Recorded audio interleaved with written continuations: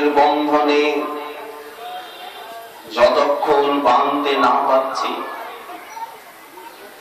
ততক্ষণ পর্যন্ত জীব কখনোই সারাজ্য প্রাপ্ত হতে পারবে না, শপথে প্রতিষ্ঠিত হবে না, তার বিপদ কদাচিৎ দূরীভূত হবে না। জ্ঞাত্বা দেবং সর্বপাশাপহানি ক্ষীণৈর ক্লেশৈর জন্ম মৃত্যু প্রহানি তস্যাভিধানাৎ তৃতীয়ং দেহভেদে বিশ্বৈশ্বর্যং প্রাপ্য কেবলাপ্তকামঃ।